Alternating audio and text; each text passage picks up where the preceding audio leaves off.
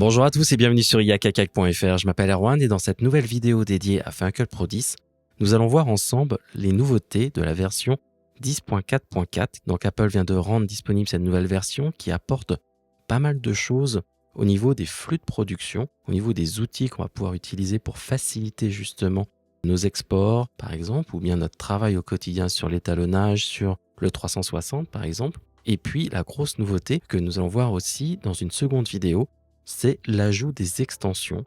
Donc les extensions, c'est la grosse nouveauté de cette version 10.4.4 qui permet de travailler avec des solutions d'éditeurs tiers, par exemple des éditeurs qui font des media asset management, par exemple pour gérer différents médias sur des solutions externes, ou bien via des plugins, ou bien pour aller récupérer par exemple des stock footage au lieu d'aller sur un site web.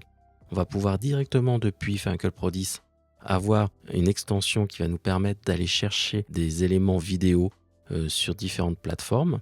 Et puis, il y a une autre solution aussi que je montrerai donc dans la seconde vidéo dédiée à la mise à jour de la 10.4.4. C'est l'utilisation de la solution Frame.io avec l'extension et voir tous les ajouts que ça peut apporter à votre flux de production pour l'utilisation par exemple de la solution Frame.io. Pour cette première vidéo, nous allons donc voir quels sont les ajouts au niveau du flux de production au quotidien, on va dire, sans les extensions. Et la deuxième vidéo va se concentrer un petit peu plus sur le flux de production avec les extensions. Cette 28e mise à jour de Final Cut Pro 10 apporte beaucoup d'affinage sur les outils déjà intégrés, par exemple que ce soit la VR, que ce soit par exemple l'étalonnage ou bien les sous-titres. On va voir en fait qu'il y a plein de petits ajouts qui ont été mis pour affiner votre flux de production, pour être beaucoup plus précis. Et on va voir ça ensemble. Alors je vais démarrer par peut-être l'une des fonctionnalités que je préfère le plus dans cette nouvelle version, c'est au niveau de l'étalonnage. Lorsque l'on veut par exemple étalonner tout un montage et donc on doit avoir une continuité visuelle au niveau des couleurs par exemple. Donc c'était un petit peu compliqué, il fallait auparavant utiliser les deux visualiseurs et mettre l'un en source pour pouvoir comparer les deux. Maintenant, si on va, je vais sélectionner ici mon élément, si on va dans le menu fenêtre, et qu'on va dans afficher dans l'espace de travail, on a ce que l'on appelle le visualiseur de comparaison. Alors par défaut, il n'y a pas de raccourci clavier. Moi, j'ai mis la virgule du pavé numérique ici comme raccourci pour moi. Alors vous pouvez le sélectionner ici et automatiquement, vous allez avoir une fenêtre sur la gauche qui va s'ouvrir ici avec différentes options qu'on va voir ensemble. Alors déjà, vous voyez que mon plan avec cette jeune femme est sélectionné ici et que par défaut, il me montre en fait le plan précédent en fait au niveau du point de montage et c'est ce que l'on voit ici dans l'option que l'on voit en bas à gauche ici, point de montage précédent. Je pourrais cliquer sur le point de montage suivant et comme ça j'aurai toute autre chose. Vous voyez, j'ai le plan en fait qui est ici. Et quand vous avez votre tête de lecture qui se déplace, automatiquement je vais avoir le plan suivant en fait qui va s'afficher ou le plan précédent qui va s'afficher, vous voyez, automatiquement comme ceci. Voilà, donc je vais pouvoir me déplacer comme cela. Et donc à partir de là, je vais pouvoir dire, bah, tiens, je voudrais faire correspondre ce plan-là avec ce plan-là, donc les deux plans qui sont ici. Alors vous pouvez choisir par exemple ici cette image-là pour bien correspondre les deux. Vous pouvez demander à utiliser par exemple vos instruments vidéo pour visualiser ici votre signal, par exemple ici, ou bien si vous voulez par exemple la parade RVB, dans les deux cas, comme ça peut être beaucoup plus simple. Voilà, au niveau du signal pour voir un petit peu comment se répartit le signal sur les trois canaux. Et puis ensuite, il suffit de sélectionner votre plan, d'afficher l'inspecteur et puis d'aller dans les outils de correction colorimétrique. Donc à partir de là, je vais pouvoir, vous voyez ici, avoir directement mes deux plans côte à côte et modifier les différents éléments. Donc par exemple ici, moi ce que je vais faire, c'est que je vais utiliser plutôt des courbes de couleurs. On pourrait demander par exemple peut-être à monter un petit peu le ton là, essayer ici de baisser un petit peu la luminance en général, comme ceci. Bon, je fais rapidement un petit peu les différents éléments. Je vais juste demander à voir voilà, tout mon inspecteur dans toute la hauteur. Voilà, on va essayer d'étalonner un petit peu l'élément. Là, c'est un petit peu rosé. On va revenir un petit peu en arrière. Voilà, je fais vraiment très rapide. Regarde un petit peu ça. Faudrait peut-être affiner un petit peu plus. Mais au moins maintenant, j'ai mes deux plans. Et si je passe de l'un à l'autre, voilà, j'ai pas un choc visuel. Voilà. Donc ça permet, vous voyez, par exemple, ce plan-là, du coup, cette correction, je l'aime bien. Je pourrais bien sûr la sauvegarder dans mes pré-réglages d'effets. Et puis, ce que je pourrais faire aussi, j'ai la possibilité donc comparer avec le plan d'avant ou le plan d'après, mais j'ai une autre option en haut ici. Là, je suis en mode timeline, c'est-à-dire, vous voyez, ça dépend en fait de la tête de lecture. Si elle se déplace, automatiquement, ici, mon visualiseur de comparaison se met à jour.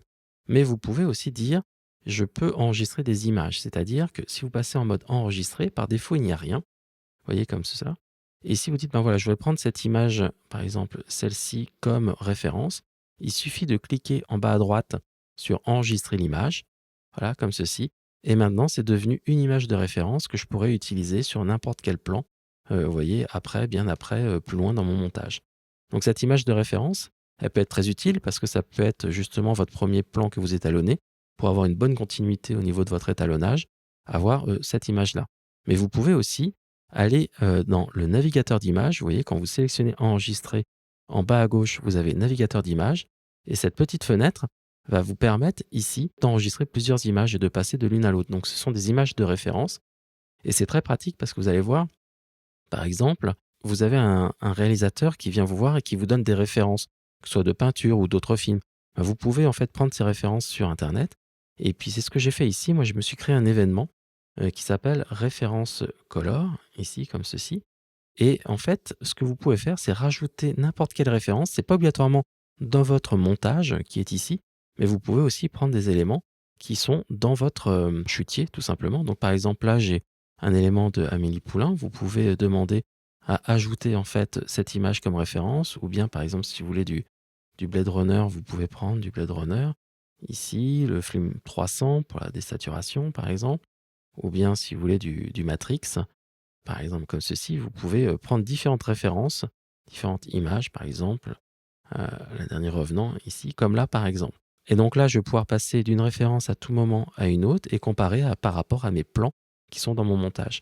Un site que j'aime beaucoup, en fait, c'est Movie in Color ou Color in Movie. Je vais vous mettre le lien ici directement sur l'image et le lien dans la description. Ce site, en fait, vous permet de voir certains plans de films, par exemple ici Skyfall, avec toute la palette de couleurs. Donc vous pouvez comme ça avoir l'ensemble des palettes de couleurs avec les différentes variantes. Donc ça peut être aussi intéressant, par exemple ici dans Fight Club, hop, on peut avoir ici l'ensemble des éléments avec les différentes palettes de couleurs. Ça peut être aussi un moyen de référence lors de votre étalonnage.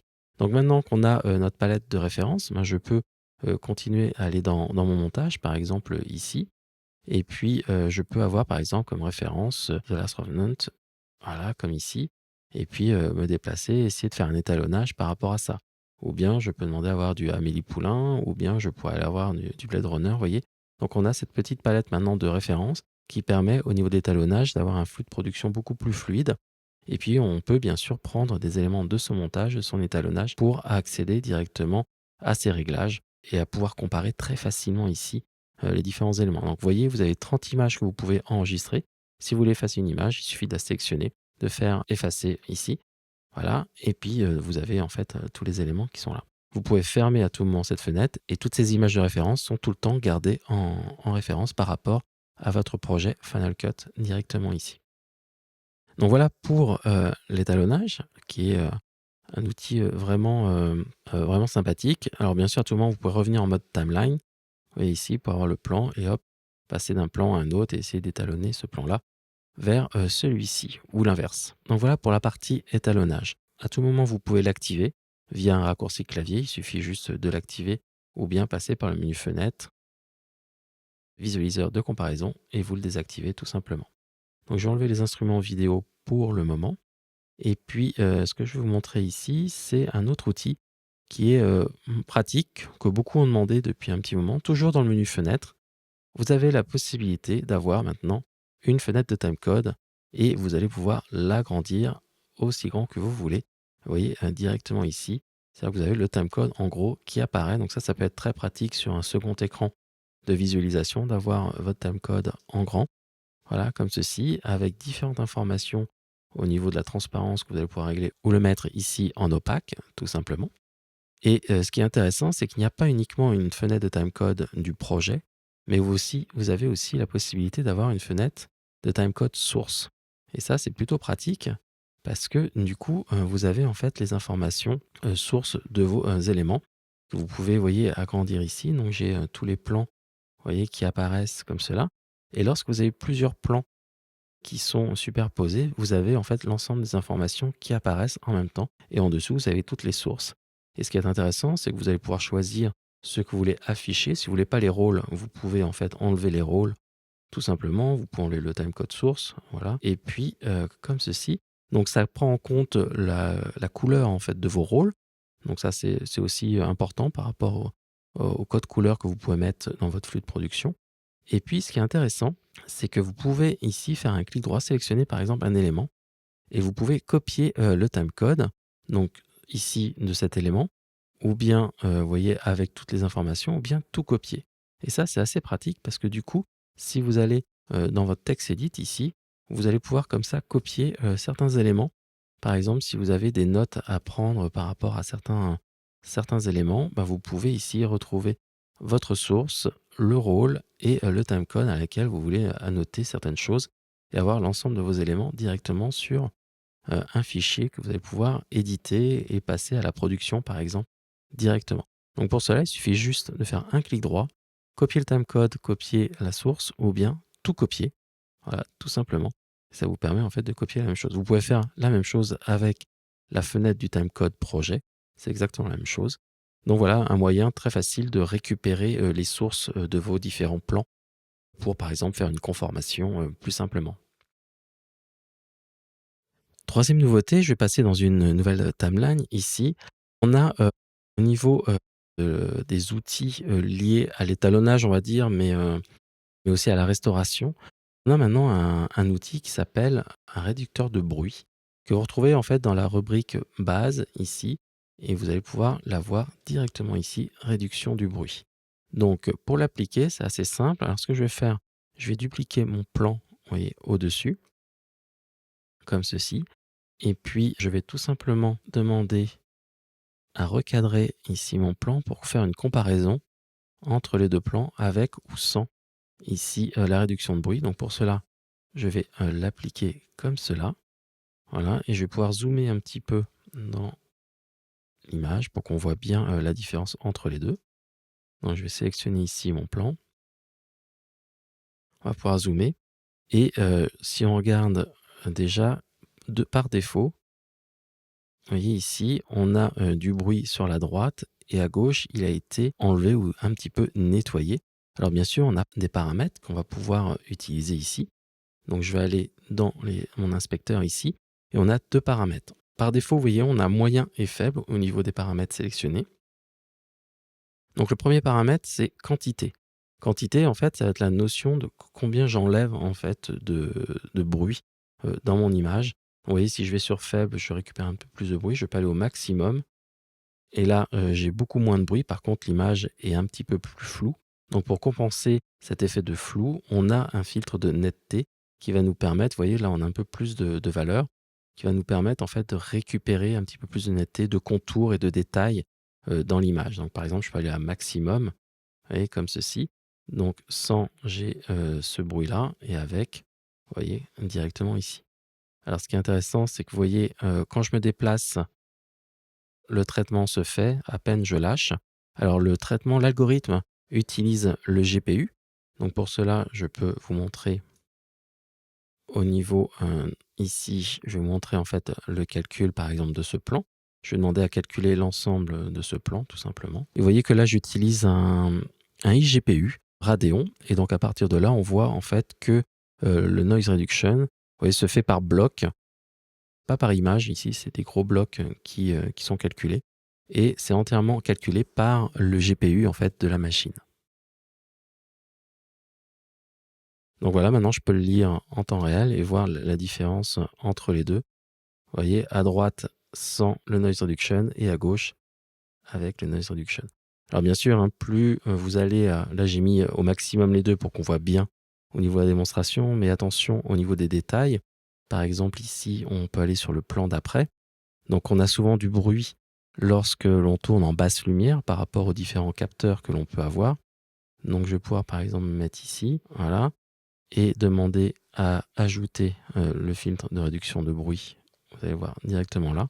Et on va avoir ce rendu directement ici. Donc pouvoir zoomer peut-être un peu plus encore. Voilà. donc sans la réduction de bruit et avec la réduction de bruit. Voilà. Et là, vous voyez, j'ai laissé les valeurs par défaut. La problématique, c'est si vous allez un peu trop fort, vous allez voir, je vais mettre tout au maximum en fonction des plans.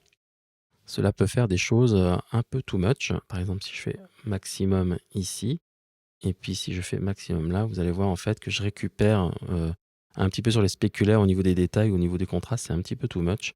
Donc je vais pouvoir revenir sur du moyen, voilà, comme ceci. Et puis surtout, si vous avez des inscriptions, si vous voulez pas perdre trop d'informations, voilà, comme ceci, vous voyez, si je fais sur maximum, si je reviens sur moyen, je peux peut-être récupérer un peu mieux les détails au niveau des informations sur les plaques. Si j'y vais un petit peu trop fort, je peux perdre un peu certaines informations dessus. En tous les cas, c'est à vous de tester. Il est assez rapide. Vous voyez, si vous avez un GPU, une carte graphique qui est plutôt rapide. Encore une fois, je vais lancer le calcul sur l'ensemble ici du plan, qui est pas très long, hein, qui doit faire 5 secondes, même pas. Voilà, comme ceci. Et donc maintenant, je peux faire la lecture et avoir mon plan. Voilà, nettoyer, j'aurais pu me remettre voilà, en taille réelle, comme ceci. Et donc là, on voit que c'est bien mon GPU qui travaille sur cet effet au niveau du noise reduction. Donc à vous de tester en fonction de vos plans, en fonction de vos capteurs, voir un petit peu le résultat et quels paramètres choisir. Vous voyez ici, si le moyen suffit, n'hésitez pas. Moins vous allez affecter de réduction de bruit, moins vous allez détériorer en fait votre image. Après, ça va être vraiment en fonction du résultat. Autre point, autre nouveauté sur cette nouvelle version 10.4.4, c'est le fait de pouvoir utiliser des plans 360. Donc ça, c'est déjà le cas depuis plusieurs versions. C'est-à-dire que je peux avoir, vous voyez, faire un rendu 2D et pouvoir me déplacer dans un environnement virtuel avec un plan équirectangulaire. Si je regarde ici ma source, vous allez voir ici que j'ai ma source qui doit être tout, qui est ici, voilà, comme cela. Et donc, ce qui va être intéressant là, c'est que si je regarde au niveau des informations, vous voyez que le mode de projection est bien équirectangulaire au niveau de ma source, ce qui n'est pas obligatoirement le cas. Normalement, vous avez le petit sigle qui apparaît ici. Donc là, vous allez pouvoir, par exemple ici, vous voyez qu'il n'a pas reconnu que c'était un fichier équirectangulaire. Je vais pouvoir ici dire, voilà, c'est un fichier équirectangulaire directement là. Donc, je vais revenir ici sur ce plan. Et ce qui est intéressant, c'est que là, j'ai un projet qui n'est pas, lui, équirectangulaire, c'est un projet 2D, tout simplement.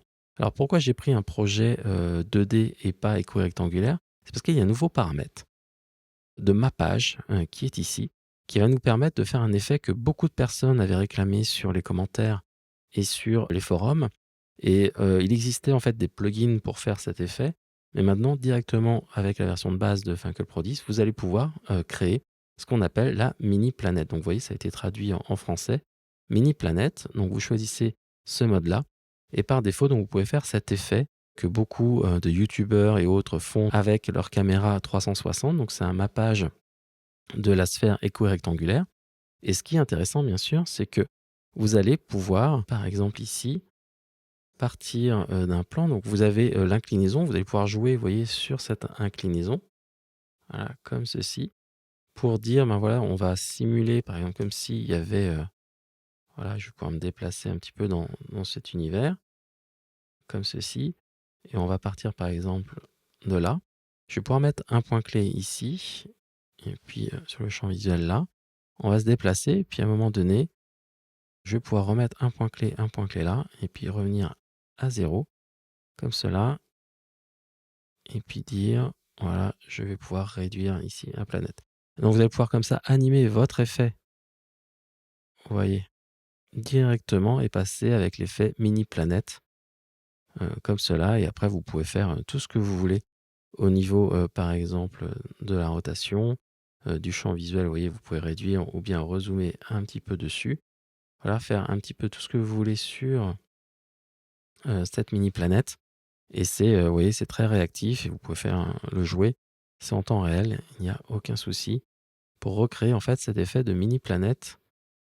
Donc ce petit effet qui manquait globalement à toute la panoplie d'outils 360 de Final Cut. Donc voilà l'effet mini planète disponible, un projet en 2D, vous allez dans les paramètres et vous demandez un mappage mini planète directement. L'autre chose qui va être intéressante ici, c'est sur les sous-titres. Donc sur les sous-titres, j'ai repris mon projet. Donc je vous renvoie sur la vidéo, j'ai fait 1 ou 2 vidéos sur les sous-titres. Donc bien sûr, Final Pro 10 gère les sous-titres de façon native et elle permettait de gérer des sous-titres encapsulés. Donc par exemple ici, j'ai 2 sous-titres, que ce soit la version par exemple français ou anglais. Voilà, je peux sélectionner. Alors ce qui va être intéressant, c'est que maintenant, on va pouvoir, ce que l'on appelle, brûler, les sous-titres directement dans la vidéo. Donc cette fonctionnalité, pareil, a été beaucoup demandée, depuis les 2 dernières versions, car, par exemple, sur les réseaux sociaux, souvent, on encapsule, on brûle le sous-titre directement, dans l'image. Par exemple, pour certains films, on a besoin, de brûler aussi, l'élément car, on n'a pas obligatoirement l'encapsulage ITT ou SCC. Je vous renvoie encore sur la vidéo pour tout ce qui est gestion, des sous-titres. En tous les cas, maintenant, on n'a pas besoin trop de s'inquiéter des index et des rôles, car tout se passe au niveau des exports. Je vais pouvoir aller dans Fichier master ici, et au niveau des rôles, directement ici. Donc on a la possibilité donc d'avoir des sous-titres encapsulés, voilà, directement ici. Mais maintenant, on peut demander à avoir les sous-titres codés, vous voyez, directement ici. Donc on va dire, on va incruster en français ou en anglais. Voilà, je vais le prendre en français, je fais OK, comme ceci. Et ensuite, c'est juste un rendu, un export habituel. Vous allez pouvoir le mettre sur votre bureau. J'ai déjà calculé, fait ce rendu. Je vais pouvoir ici lire ici et avoir directement, vous voyez, les différents types de rendus avec les différentes couleurs que j'avais mis. Donc là, c'est directement intégré. Là, je suis dans Preview. C'est pas du tout encapsulé, c'est directement brûlé directement sur ma vidéo, comme ceci. Donc voilà pour le sous-titre où ça manquait vraiment, c'était une fonctionnalité que beaucoup de personnes réclamaient. Donc c'est au niveau de l'export qu'on va choisir si on veut l'intégrer directement ou bien si on veut l'encapsuler. Au niveau du partage et des exports, une nouveauté qui est enfin arrivée, ça aussi beaucoup de personnes l'ont réclamé, c'est la possibilité directement depuis votre chutier, par exemple ici, je vais pouvoir sélectionner mes différents éléments, vous voyez comme cela, et je vais pouvoir aller directement dans Exporter, Fichier master, et je vais pouvoir demander, vous voyez ici, plan à partager, faire ce qu'on appelle de l'export par lot, et je vais pouvoir directement ici dire, je voudrais exporter par exemple du ProRes proxy, voilà, pour tous ces plans, et envoyer l'ensemble de mes éléments sur un disque dur externe par exemple. Donc là maintenant, plus besoin de le faire un par un, on peut enfin sélectionner vos éléments. Ça marche aussi bien sûr pour les projets. Vous pouvez sélectionner l'ensemble de vos projets, comme ceci, demander à exporter vos projets, vous voyez ici, projet à partager, et choisir par exemple un codage H264 directement pour les 3 et lancer ici directement l'élément. Donc vous pouvez faire du batch rendering, vous voyez, directement par la sélection dans le chutier. Donc ça, c'est très pratique. Plus besoin de passer par des solutions tiers pour exporter directement les éléments. Donc voilà ce qui conclut cette première partie dédiée aux nouveautés de la version 10.4.4 de Final Cut Pro 10. Je vous donne rendez-vous pour la prochaine vidéo où cette fois-ci on va parler justement du tout nouveau moteur d'extension, de ce flux de production lié aux extensions de Final Cut Pro 10, et on va voir plus en détail le flux de production avec la solution Frame.io qui va être directement maintenant intégrée dans Final Cut Pro 10. À très bientôt sur yakakak.fr. Je vous donne rendez-vous sur bien sûr la chaîne YouTube. N'hésitez pas à vous abonner et à cliquer sur la cloche pour être notifié des prochaines vidéos, soit liées à Final Cut Pro 10, soit liées à d'autres nouveautés qui arrivent sur les logiciels de post-production. Et n'hésitez pas à aller sur le Twitter de yakakak.fr où je relais toutes les informations, toutes les actualités liées à la post-production. À très bientôt. Ciao ciao. Bye bye.